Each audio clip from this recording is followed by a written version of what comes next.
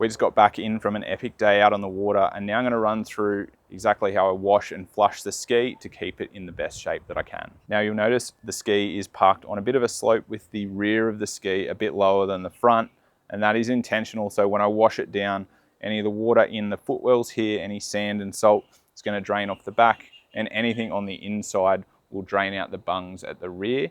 Now if you don't have a slope spot like this, you can just unhitch your trailer on a flat spot, prop up the front jockey wheel on a bucket or similar, and chock your wheel like I've done with my trailer over there. So we've been out in the salt water today and it's been splashing up all over the ski, and you can see all of this here is dried salt. Now, as you know, salt's very corrosive, so any of that on the trailer or any bit of the ski that can corrode is going to really accelerate that corrosion, so it's important to get that off. So the first step I'm going to do is wash the ski down with a contactless marine salt wash, and that's going to help dissolve that salt and wash it away. And I'm just using a snow cannon on the garden hose to help make that a lot easier.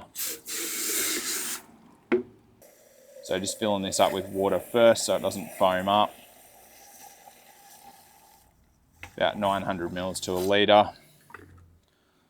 And then getting about 50 mils or so of the marine wash into there. So I'm going to start at the top of the ski and work my way down so that it washes down the ski, and then I'm going to do the trailer. And the trailer being metallic, even though it's galvanized for this one, it's definitely something that's at risk of corrosion. So I really want to get in there, get all the washers and rollers, give them a good coating, get it all on the axle and all on the leaf springs, coat all the wheels, spray it down inside any of the tubes as well, because that dips down into the water as you're putting the boat in and out. Making sure to hose down all the jet unit as well. Open up any of the compartments as well, because especially on the front, there's water splashing in and around here. I've gotten pretty much all my gear out of here already.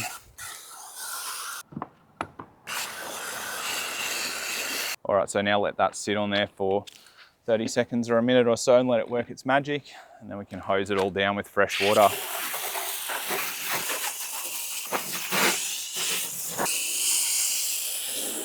Basically just making sure I'm washing everything down, getting all that wash off, including on the trailer, everywhere down in here where I've sprayed it.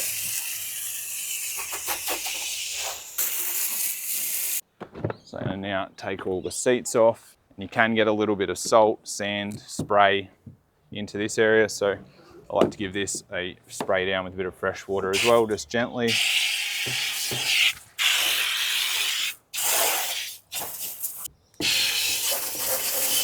Just make sure that your bungs are out so that anything that you're washing down in there can drain out. I usually take these out as soon as I pull it out of the water at the boat ramp. So while I'm letting the ski drip off a bit now, I'm going to flush the engine, and I use a marine engine flush for that. I've been using Salt Shift. There's heaps of different ones of these, and then a flusher kit which has got a little scale on there,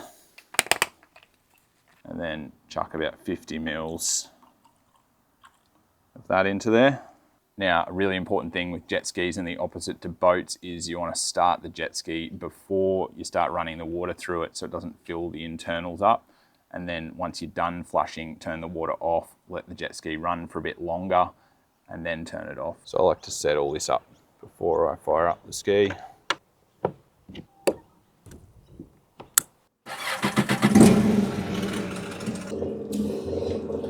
Now I'm running that just with water running through, and it's bypassing the soap at the moment.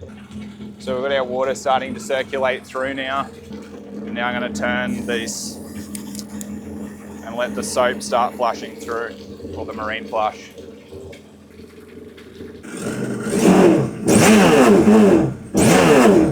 So this is now run clear, so it's just running fresh water through there now. So I'll let that run for a little bit, and then I'll turn the water off. And then I just always keep the flusher hose back in there. So I've now got the ski back in the garage, and I'm going to hit it with one of these massive microfiber drying towels. Makes it super easy, and that gets the ski looking good again. Next up, I'm going to hit it with some Inox MX3. This is a lubricant. It's going to protect everything, help reduce corrosion. And I'm going to go pretty heavy. Just spray all the inside down, inside the ski, as well as any of the sort of hinges, latches, anything that might corrode, just to try and help protect it. Also spray down the jet unit, any of this sort of hardware, the ladder, trailer hardware.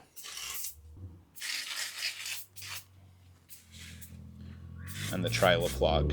And this is how I'll leave the ski now, with all the seats off, all the compartments out, compartments open, just so that any extra moisture in there can evaporate out. If you don't have it in a garage, I would leave the seats propped up a little bit so any sort of humid evaporating moisture in there can escape. Another reason I like to keep the seats off is they're going to continue to dry. So I've got them sitting at the front of the trailer at the moment, and the water's going to keep running down and dripping out. So they're going to dry quicker and faster like that. There's one last important thing to do, and that's to put your bungs back in so that you know they're in the next time you go to the boat ramp. And that's it, ready to go for next time.